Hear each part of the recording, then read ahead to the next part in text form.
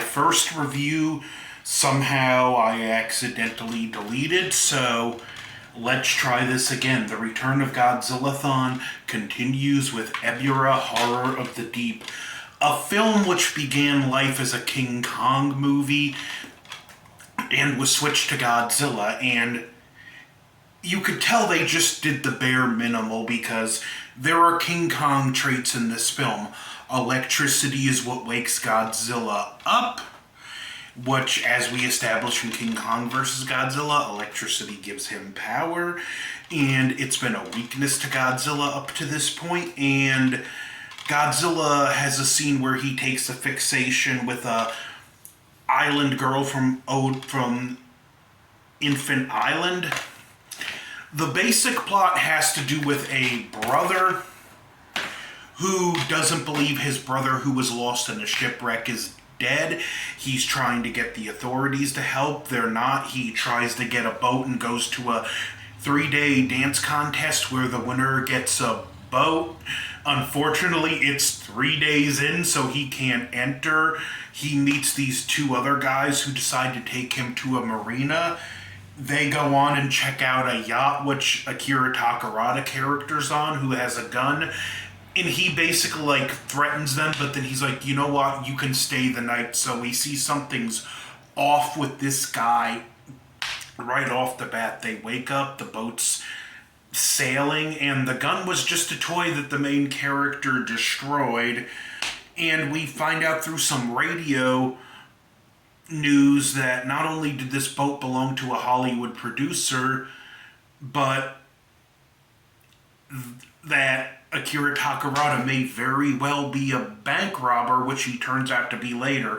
We see him working on a skeleton key, and I do like how the journey in the boat is depicted, in that we see food deplete for the passage of time until a storm hits and they see this giant claw come out of the water, and Ebirah destroys the boat. They make it to the island. There's this military force who's enslaving islanders that we find out later are from Infant Island, and one of them manages, a few escape, some get killed by Ebirah, but the girl meets up with our main character. Her name's Dio, and they get into a chase from this military force called the Red Bamboo.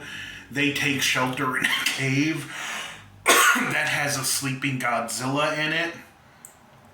They decide to sneak into the base, and we see how good Takarada is at lock picking, and someone asks, he goes, is it really that easy? And I like the Takarada's reply, it's something to the extent of only idiots think so. They do have a Red Bamboo encounter, and the girl, she finds this bunch of wire she wears as a necklace. Two characters get separated. One gets taken prisoner. The other gets caught up in a spy balloon and whisked away and winds up on Infant Island. One touch I like is when he sees he's not coming down anytime soon, he ties the rope around him so he don't fall. The one captured comes up with a plan because they make this yellow liquid to spray on the ships. This way Ebirah doesn't see it and destroy it. Even though the yellow liquid isn't underneath the ship, so Ebirah can just destroy it from below. But they ultimately come up with the plan, let's use the leaves instead, which how they get yellow liquid out of the leaves I'll never know. But they make a phony batch. The one guy, he gets on Infant Island and meets his brother who's been there. And somehow, even though the Red Bamboo have been taking people from Infant Island, this guy didn't know about it. He wants to go back and help them, so they take this small boat out, and they're given food and some of the yellow liquid. We do see Mothra sleeping, and they're waiting on Mothra to wake up to save them.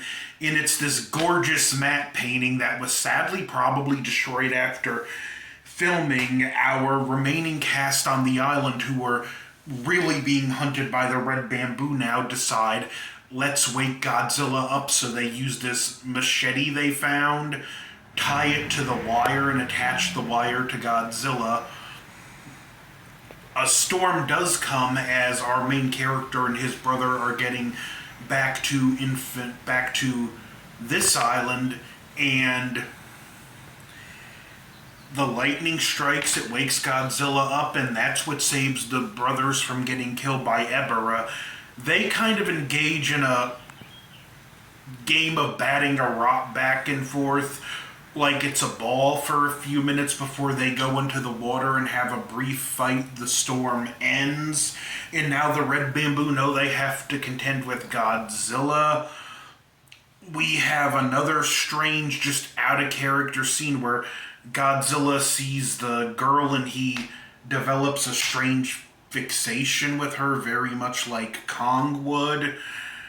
Godzilla has two fights, one with this goofy-looking giant condor thing, and then he gets attacked by some planes. And then Godzilla decides, if they're going to attack me, I'm going after the Red Bamboo base, which he does. And what's nice, because the people the Red Bamboo are keeping as slaves are in this underground chamber. We see that Godzilla's walking around is causing the very real threat of a cave-in. Fortunately, they get saved because Akira Takarada's a thief, and he picks the lock and gets them all out, and they make this net to wait for Mothra. While this is going on, Godzilla destroys the Red Bamboo base, and I really think the Red Bamboo are meant to be a stand-in for China in this, that they're really working for the Chinese military, and they decide they can't have any trace of them being on the island. It was discovered when they snuck onto the base that they're manufacturing heavy water for hydrogen weapons, so they decide to set off this bomb to blow the base, and unfortunately, because of the debris, none of them can reach it. It's a really cool design for this bomb. It's this telescopic cylinder, and when it folds in all the way, boom! So they are pretty sunk. If Mothra doesn't come, they're all dead. Godzilla gets into his final fight with Ebirah, which, even though I love the classic design for Ebirah, it's a cool looking lobster kaiju. It's not a really good fight, especially, which is to be expected. You're dealing with suit work and water. Yeah, and just a lot of extra wire work because of the nature of how Ebirah worked. The fight ends with Godzilla ripping both Ebirah's arms off. And again, this is another something that feels like it came from King Kong, because King Kong is known for playing with his dead opponents after he kills them, where Godzilla's got one of Ebirah's claws in his mouth, and he's holding the other one and just slamming it shut. Again, something you would see Kong doing. Mothra shows up. Mothra and Godzilla have a brief tussle, and Mothra grabs the net and pulls them to safety. And as Omniviewer explained in his One Monstrous Moment, Year of the Dragon, this scene here, when it shows them pulling away and you just see Godzilla look small and smaller and smaller, this scene is really framed to make him look sympathetic, and they're talking he really never did anything to us, and they start screaming, Godzilla, get off the island, it's gonna blow up, jump. Even the people from Infant Island are yelling at him to get off the island. Godzilla does jump into the water and swim away. Why they figured a nuclear blast would kill him when that's what gave birth to him in the first place, I don't know, but the destruction of the island could have. We see Godzilla swim away, what I think, this leads right into the next movie, Son of Godzilla. While this is going on here, there are things going on in Son of Godzilla, and when Godzilla shows up to the island in Son of Godzilla, it's not long after the end of Godzilla versus the Sea Monster, but I'll talk about that theory more in the next review. This one, I'm not going to give it a real high recommend. You gotta watch it at some point if you're a Godzilla fan regardless. It's not the best Godzilla movie, but as a fun island adventure, there are worse movies out there. So, Ebirah Horror from the Deep is over. Don't forget to like, share, comment, subscribe, and the return of Godzillathon will continue with Son of Godzilla. Over and out.